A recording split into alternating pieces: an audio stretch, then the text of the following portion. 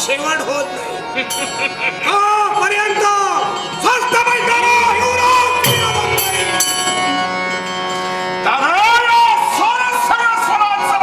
तुम्ही हा मला म्हणावं लागतंय दादा. आणि तो कसा दादा लहान तोंडी मोठा घास घेतो म्हणून क्षमा केली तुला क्षमा कारण तुमचा आज्ञाधारक मी बोलणे पण बोलावं लागतंय.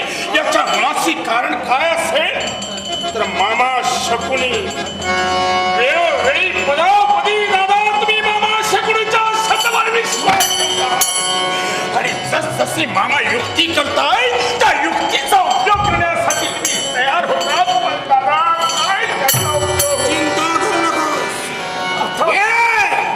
पैशा ठिकाणी दादा या राजशास्त्रज्ञाच्या सभेत बसताना असता मनाच्या ठिकाणी खंत वाटते. मनाच्या ठिकाणी जी स्वप्न आतापर्यंत हृदयाच्या ठिकाणी ठेवली होती आणि त्या सक्त स्वप्नाचा दुःशासन एक ना एक दिवस तरी आपलं स्वप्न साकार झाल्याशिवाय राहणार नाहीये. आतापर्यंत मामाने मामांच्या बुद्धिमत्तेवर विश्वासाची वेळ झालेली आहे. विश्वास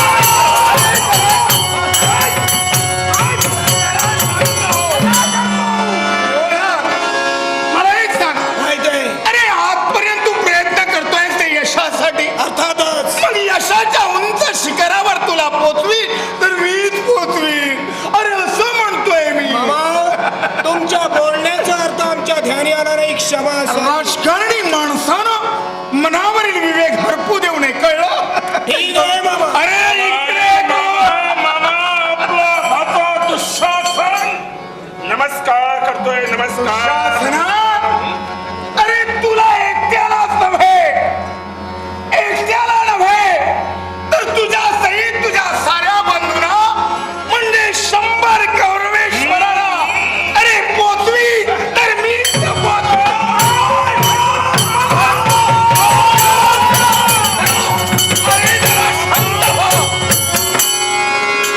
हेच नडतं, हेच.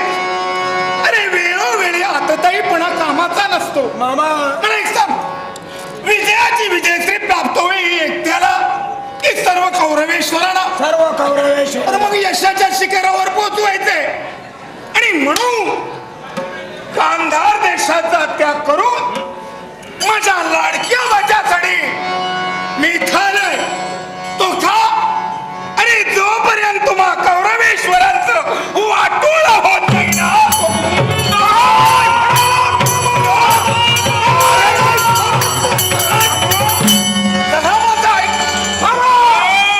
तुम्ही ऐकूनच घेत नाही. साधा आपले शब्द ऐकणे. घ्या ना तुमचं. अचानक तुमचं करीन वाटोळ हस्तिनापूर साम्राज्य कुणाचं? आमचं. पण केवळ हस्तिनापूरचे सम्राट व्हायचंय की भारताचे भारतेश्वर? संपूर्ण भरतखंडाचा राजकर्ता मला व्हायचं. केवळ भरतखंडाचा नव्हे, पृथ्वीचं साम्राज्य तुझं व्हायला हवं. आणि पृथ्वीचा आकार कसा आहे रे? मामा पृथ्वीचा आकार गोलाकार आहे. म्हणजे वाटोळा. मग ती वाटोळी करीन तर तुमची करेन. हे आता चुकलं.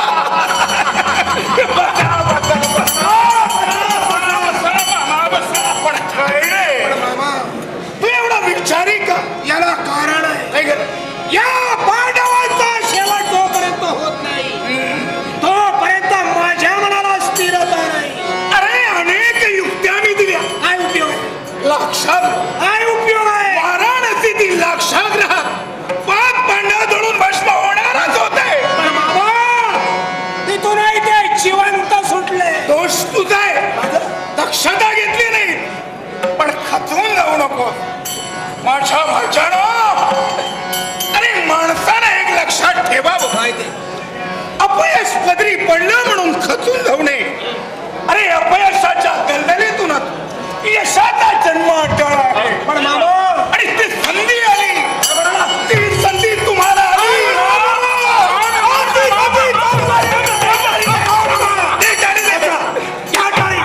अरे ती संधी एक वेळ मरण पत्करलो, एक वेळ मरण पत्करलो.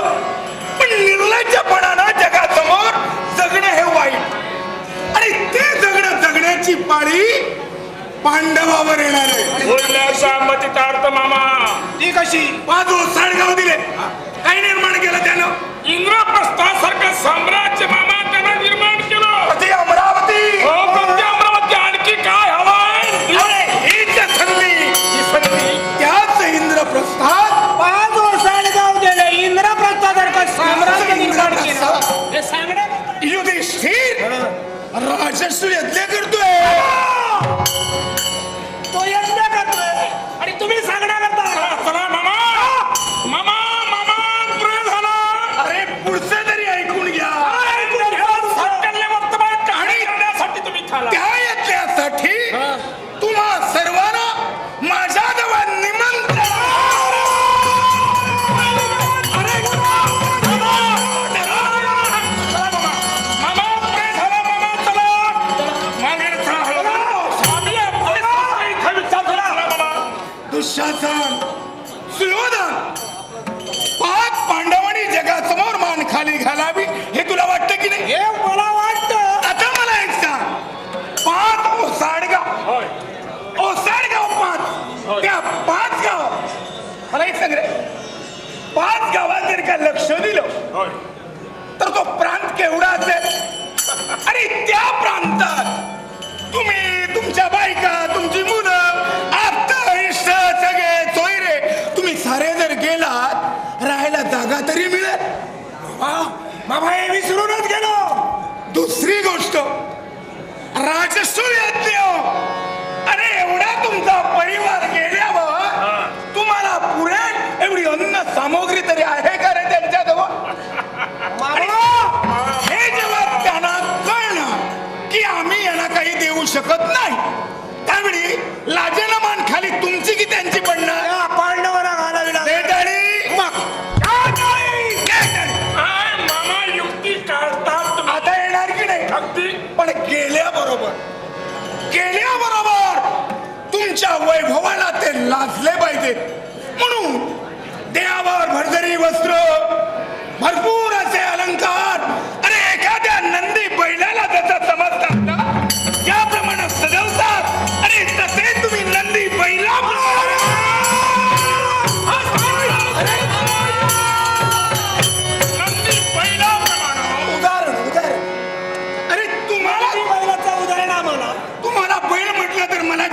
मी मामा आहे तुमचा.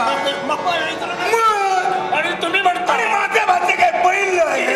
मी तुम्हाला बैल बैल म्हणणारच नाही. उदाहरण असे सजून गेल्यावर त्यांना लाजेनं मान खाली करावी लागेल. लाजेनं मान खालावी लागेल. संधी चला तयारी करा.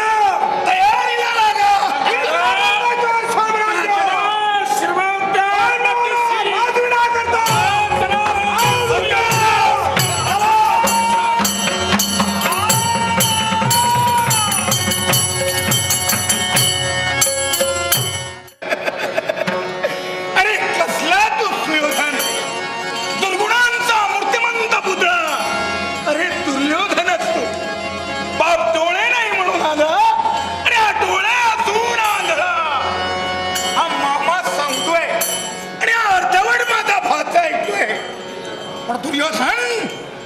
अरे गांधार देशाचा त्याग करून भुजंग रूपानं हा शकुनी मामा 3000 रुपये वारुळा झालाय.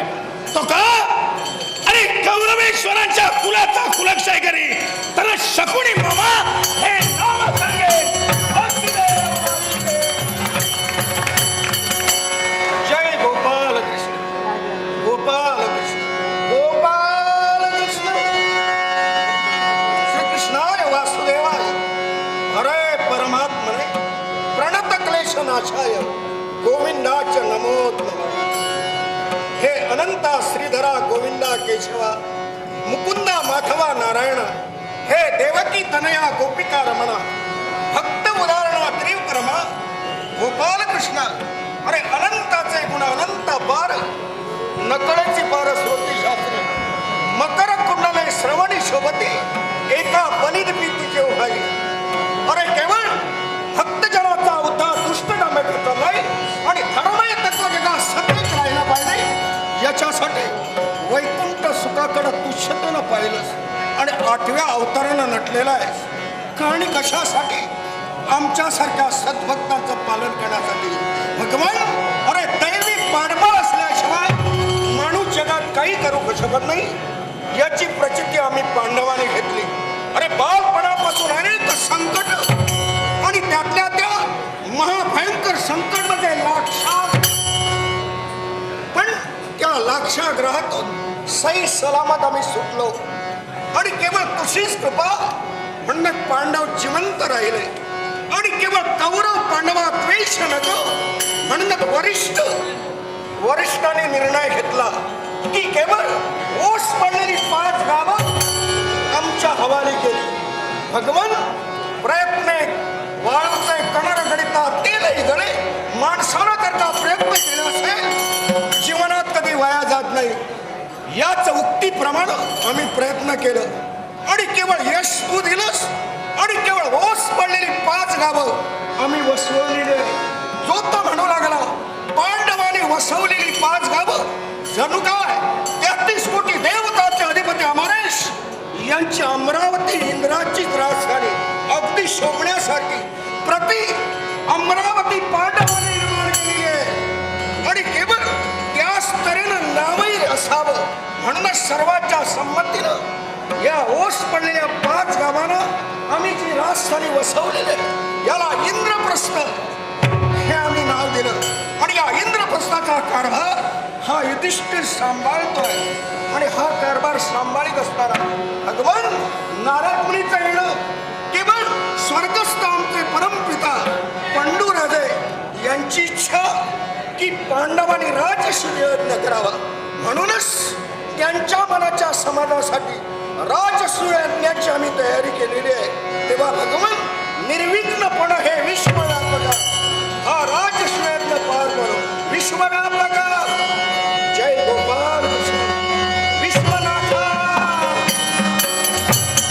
विश्वव्यापक विश्वव्यापक विश्वनाथा प्रभुवरा विश्वया देवा जय गोपाल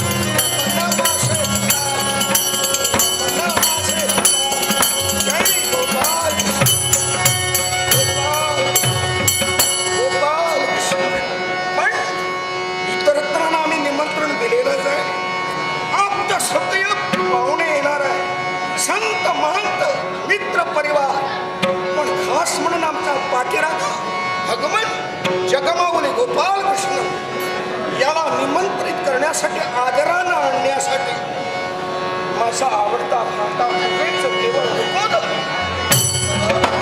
मला वाटते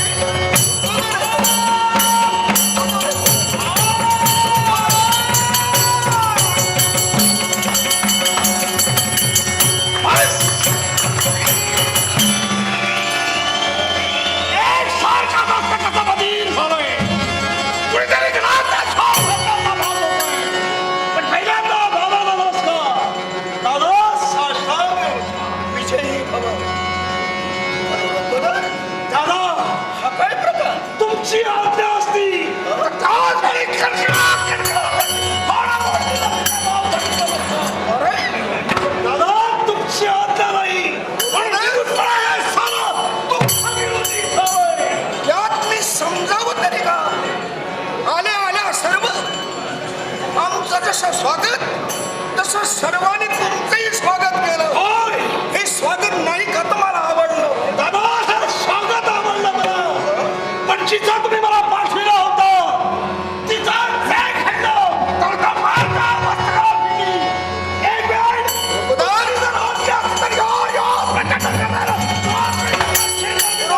शांत हो. सामुदायिक चिन्हावर मी ओळखलं तुझा कुणीतरी थडथडीत अपमान केलेला आहे. हिंदुस्तान अरे मान खंडना ते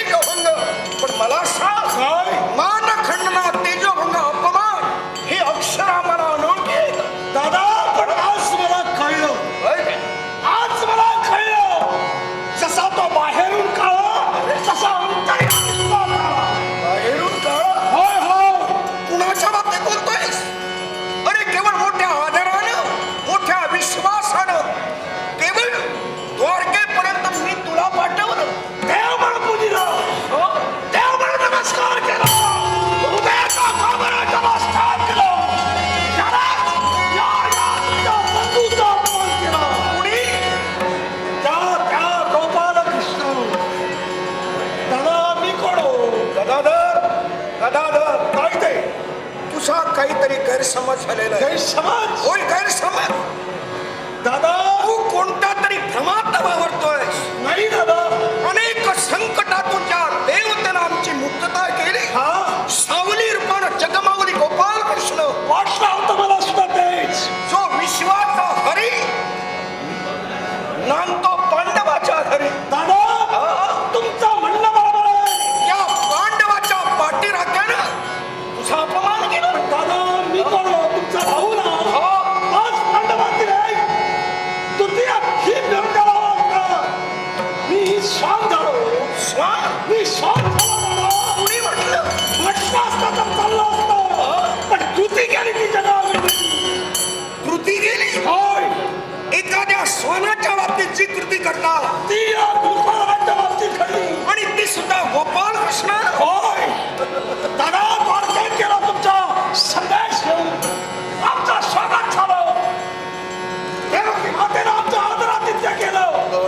पण तो खादाड जेवण होत भोजन होय हो. समजलो मी. लोक मला खादाड म्हणतात. हा जातीवंत खादाड. गदाधार एकंदरीत प्रकार माझ्या ध्यानी आला.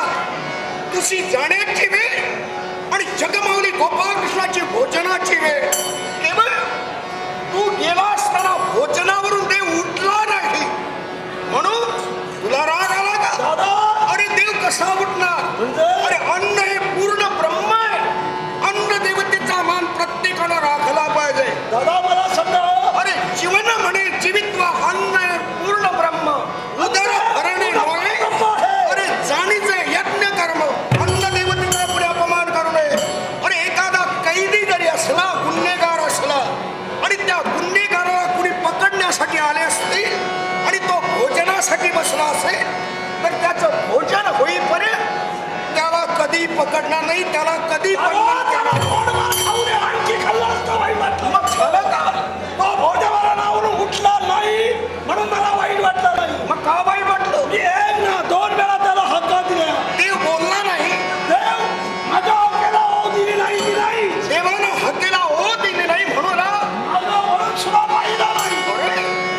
दादा एवढं झालं तरी म्हटलं कदाचित माझी हाक त्याला ऐकवाली नसेल म्हणून मोठ्याला हाक दिली. हे माझ्या देवा, हे गोपाल कृष्ण. ही हाक देता देवानं काय केलं माहितीये? म्हणजे ही तरी हा देवाला ऐकू येईल म्हटलं. दादा त्यावेळी काय केलं माहितीये? एक भाकरीचा चकर मोडला आणि माझ्या समोर गेला. मी कुत्रा हो. भाकरीचा चकर कोणाच्या समोर घेतात?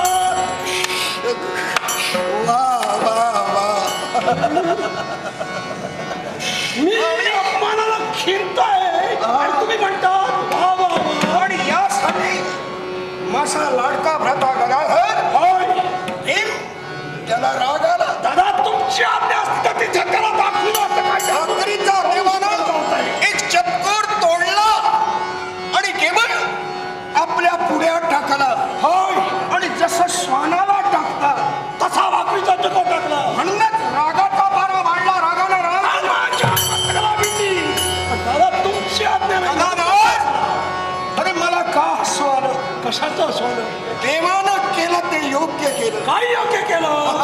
भाकरीचा चकर टाकला तर योग्य केलं. देवानं काय वावगं केलं? मी म्हणतोय देवानं केलं ते योग्य केलं. बोलण्याचा आशय आणि म्हणूनच तर त्या देवानंच मला बुद्धी दिली आणि इतरत्र कुणाला न पाठवता देवा गोपाल कृष्णापर्यंत गदाधर मी तुला पाठवलं. याला कारण तुझा स्वभाव. दादा तुझा स्वभाव. मी अपमानाला पेटतो आहे. स्वभाव आणि तुम्ही म्हणता देवानं केलं ते बरोबर केलं. अगदी काय बरोबर केलं? या हेकेखोर स्वभावाला, या हेकेखोर स्वभावाला देवाकडूनच उत्तर मला देण्याची बुद्धी त्या देवानं दिली.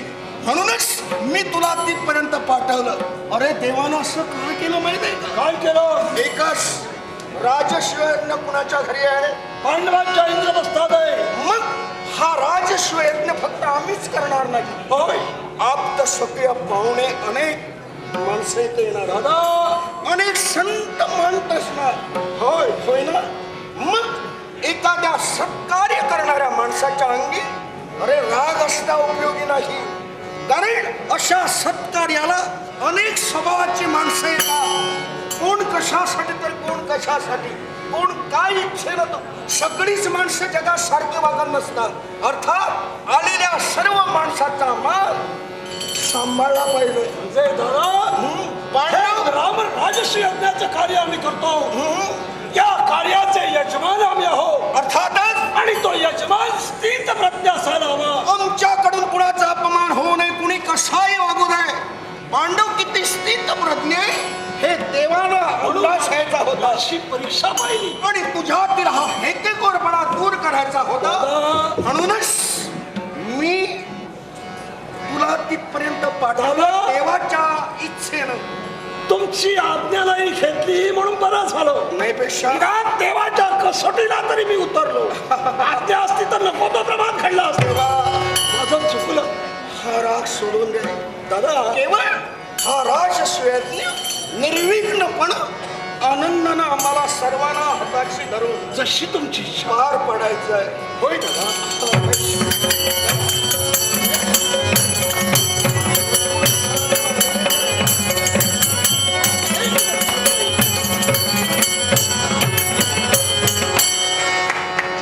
ते 5 ओसाडगाव आमच्या नशिबी लाभले. त्या 5 ओसाडगावचं नंदनवन झालंय. या इंद्रप्रस्थात आम्ही 5 पांडव सरस सुख साम्राज्यानं वावरण्याचा प्रयत्न करीत असताना श्रेष्ठांच्या मर्जीनुसार आमच्या जीवनात आम्ही आरंभलं ते काय असेल तर राजसी यज्ञ. आणि या राजसी यज्ञाची जय तयारी करीत असताना दादांच्या आज्ञेप्रमाणे वागणे आम्हा सर्वस्व कनिष्ठ भ्रात्यांचा आद्य कर्तव्य. प्रथमतः दादांना नमस्कार करावा आणि तदनंतर पुढील कर्तव्य काय याची सर्वस्व जाणीव करून घ्यावी. आपला धनुर्धारी पार्थ आपल्या चरणी नमस्कार. विजयी भव. गदाधर आपल्याही पवित्र चरणी माझा साष्टांग. औक्षित्य होईल असा आशीर्वाद. तुमचा थोरा मोठ्यांचा आशीर्वाद हे माझ्या जीवनातली यशाची वृत्ती. आशीर्वाद मिळाला मनाचा समाधान झालाय. पण एकच गोष्ट काय? कारण उत्साहाची पावलं टाकले आनंद भारत माझं सर्वस्व जीवन आहे. होय. ही प्रसन्नता पाहिली, हे हर्षवरीत वातावरण पाहिलं आणि म्हणत मला असं वाटतंय आपण आपल्या सर्वस्व कार्यात निष्ठावंत राहून आपलं हे कार्य आरंभणं योग्य ठरतंय. मग दादा पुढच्या तयारीला लागणं वेळ महत्त्वाचं आहे. कशाला? उदयिक राजस्वयज्ञ. होय. पण निमंत्रणाचा मान राखण्यासाठी हा म्हणतात पहा. हा म्हणतात. देशोदेशीचे राजे इथपर्यंत आले. अनेकाचं येणं झालेलं आहे. तुमचं मान तरी आलंय. दादा इंद्रप्रस्थात राहायला जागा नाही एवढे लोक. संपूर्ण इंद्रप्रस्थच म्हणावा खचून भरलेला आहे. अनेकाचे अजून एक चालू आहे. आणि आपल्याला कमतरताही कुठल्याही गोष्टी आल्यापासून फिरफिर त्या नजरेनं पाहतोय. दादा कशा बाबतीत काय करता? अजून काय कमी आहे म्हणून आपण यावे पाहण्यासाठी तयार झालात. आमचे बंधुराज आमचे बंधुराज अजून कसे आले नाही. बंधुराज हा म्हणजे सरळ आणि साधे. हो प्रत्येकाच्या मातीत अशा तऱ्हेची जबाबदारी ते परिपूर्ण पार पाडताय. मी जे बोलतोय नकुल सर हा, यांच्या बाबतीत नव्हे. यांच्या बाबतीत मी बोलतोय ते कौरवांच्या बाबतीत. कौरवांच्या बाबतीत. त्या कौरवांच्या बाबतीत तर मुळीच बोलू नका. त्यांचं तोंड सुद्धा पाहण्याची इच्छा नाही. या सत्कारी आहात ते दुष्ट वृत्तीचे माणसं. आणि त्यातल्या त्यात दादा काय आहे, त्यांची मनशांती तशी नाही. त्यांच्या पोटात एक आणि ओटावर एक असली माणसं नसती तर बरी. असू द्या. त्यांचा स्वभाव त्यांच्या जवळ. मला सांगा कौरव नकोय तुम्ही म्हणता. पण दादा पण या राजस्वयज्ञ जर का हे जे आलेले आप्त स्वकीय पाहुणे पण दादा मित्र परिवार यांना जर का कौरव दिसले नाही तर आलेले सर्वजण काय म्हणतील. मागील प्रसंगाची थोडी तरी आपण आठवण करून घ्या. कौरव पांडवाचा जो काय द्वेष आहे तो घरगुती द्वेष आहे.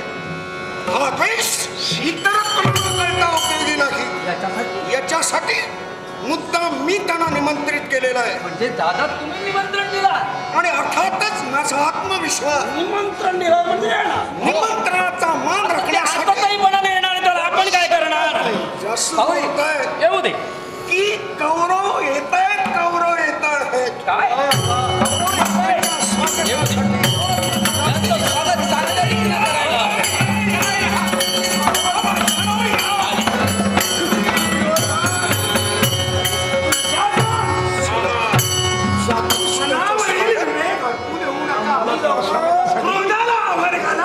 आपलं हित साधायचं आहे ना.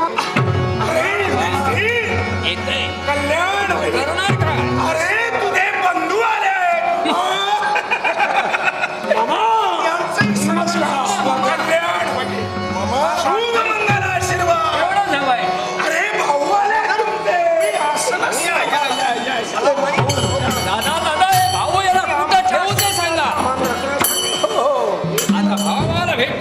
पार्थच आहे. पार्थ, अरे भाऊ आलाय. उगाच जगात गैरसमज आहे. बरोबर आहे. तो दूर व्हायला हवा. अरे बेटा बेटा जरा बेटा. तुमची इच्छा असेल त्याप्रमाणे. भेट घेण्यापूर्वी हा. मलाही माझ्या कर्तृत्वाला जागायचंय. माझ्या शतकौरव भ्रात्यांचं सर्वांचं स्वागत. सर्वांचं स्वागत. अरे बेटा म्हणतोय. प्रेमाची भेट होऊ दे. बंधू प्रेम.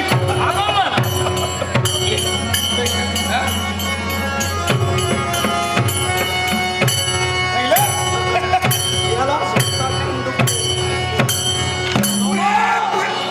अरे पण गदाधर ज्येष्ठ ज्येष्ठ तुम्ही भेटला. यांचं आता आम्ही कनिष्ठ कनिष्ठ भेटणार. भेट बाबा भेट.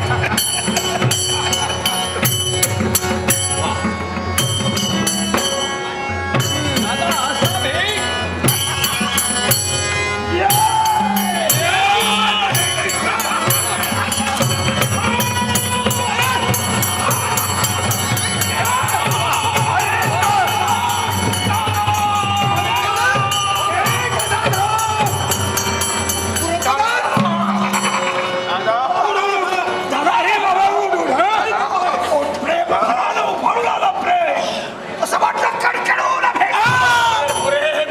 कित्येक दिवसाचं प्रेम उफाळ झालं. बरं झालं.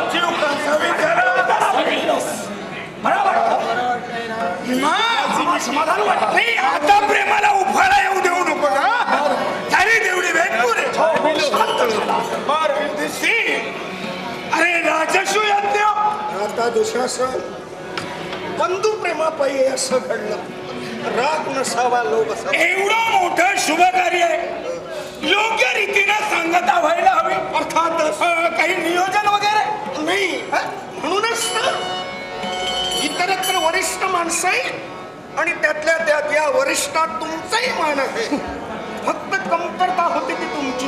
युधिष्ठिर. मामा माझे कौरव भ्राते आल्यानंतर आणि जातीनिशी तुम्ही आल्यानंतर या राजश्यज्ञाचं नियोजन करावं असं मी मनानं ठरविलं होतं. म्हणजे हा बहुमान मला देतोय.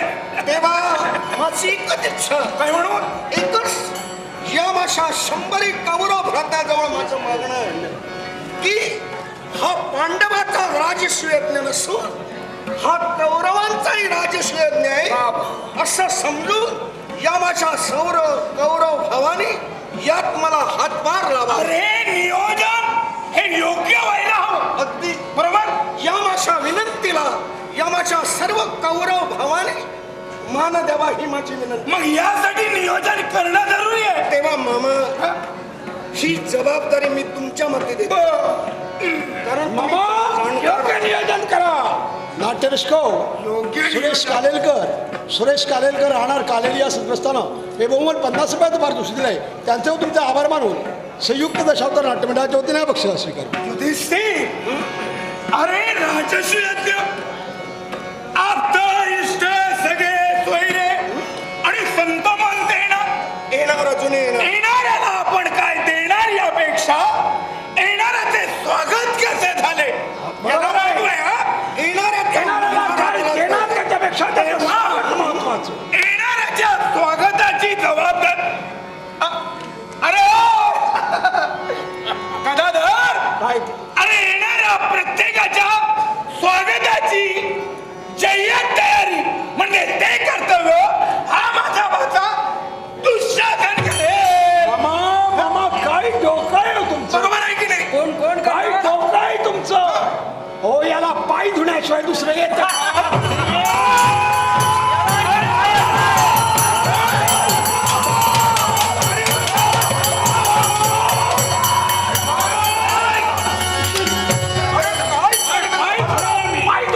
पाय धुणाला म्हटलं म्हणून काय झालं. याची योग्यता तेवढी. यातल्या गुणाचा आमचा मग थोडा संयम असायला हवा की नको. मी समजावतो, हा? मी काही चुकीचं नाही मी समजावतो.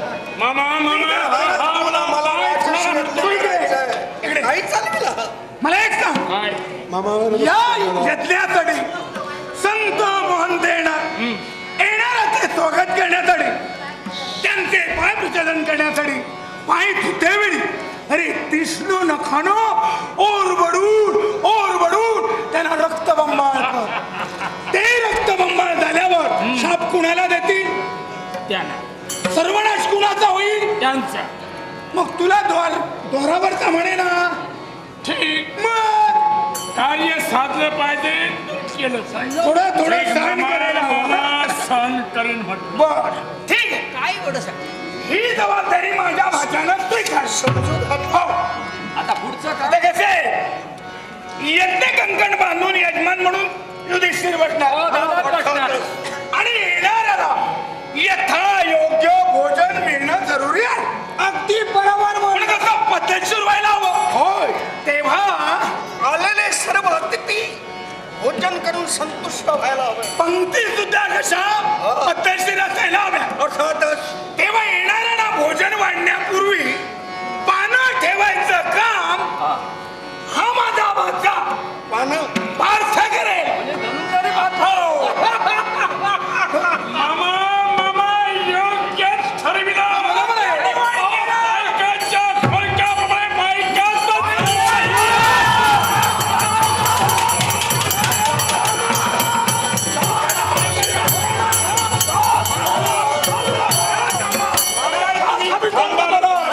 बाजूला राहा. याला बायकांच्या घोळक्याचा असतो तुम्ही. अरे या अर्धवटांना काय करणार बायकांच्या घोळक्यातला मी. म्हणू दे. अरे तसं पाहावं तसं जग दिसत. कळलं? याला ठीक. कमी झालं तर आणि ठीक काय आहे. तुझी योग्यता? जाऊ दे, जाऊ दे. हा. युधिष्ठिर, आता पानं ठेवल्यावर भोजन वाढलं पाहिजे.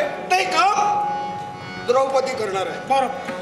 हे बायकाचं काम बायकानेच करावं. कारण शिवाय अन्नदानासारखं श्रेष्ठ दान अन्य कोणतं नाही. हा. भोजन कुणाचंही असू दे पण वाढणारा पुण्यवंत.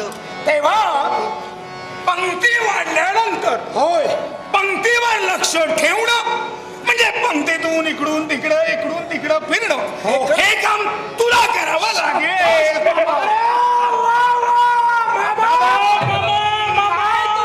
डोकं आहे. बरोबर आहे. योग्य निवड केला फेरीवाला.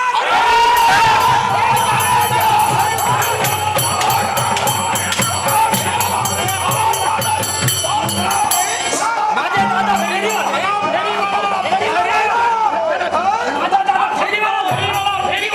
मी जातो. काय झालं मामा? मी फेरीवाला झालो.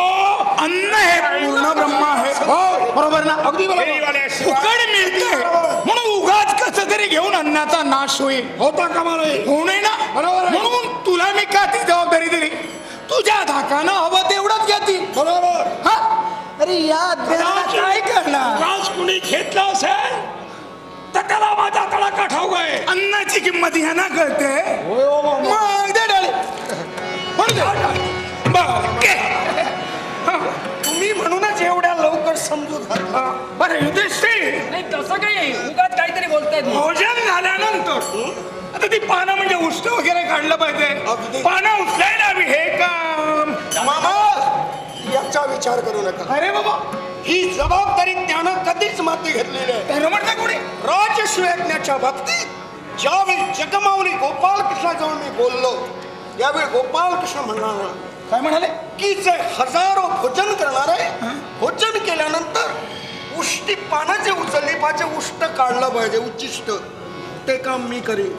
असं ही जबाबदारी देवा गोपालकृष्णानं माती घेतली. मामा बरोबर.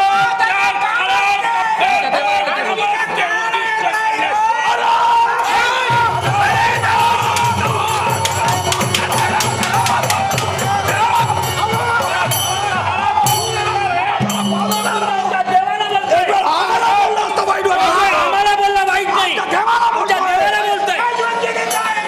ज्या अन्नावर जगतो त्या अन्नाची ज्याला किंमत कळत नाही. जगत माऊली गोपाळकृष्ण हे तुला माहिती आहे. अरे या अनाड्यांना काय करणार आहे? बरोबर मामा. आणि दुसऱ्याचं उष्ट काढण्यासारखं पुण्य जगात नाही. उचित प्रश्न झाली. आता काय तर बुद्धीची पातळी तेवढी आहे, त्याला बाहेरचं कामच ते. शांत. आता हे सर्व झाल्यावर मामा हा कामाचं अर्थ ती नियोजन तुम्ही योग्य केलं. हो हर तऱ्हेनं यांची तुम्ही समजूत घातला. अजून आहे प्रत्येकानं जबाबदारी माती घेतलेली आहे. येथल्या संगता झाल्यानंतर प्रत्येकाला दक्षिण देणं जरुरी आहे. अर्थात आणि दक्षिणा दिल्याशिवाय कार्याची संगता होत नाही. आणि आलेले संतुष्ट होणार नाही. तेव्हा दक्षिणा देण्यासाठी आहे आणि भांडार खाण्याचा पूर्ण अधिकार या माझ्या भाच्या सुयोधनाचा. मी तुम्हाला थूर्त मानत होतो आतापर्यंत, हो मग पण मला सांगा हो, सगळी कामं बरोबर वाटलं, पण आता जे वाटलं ते मन शासंकित वाटलं. का? ओ जामदार खाण्याच्या किल्ल्यात चोराच्या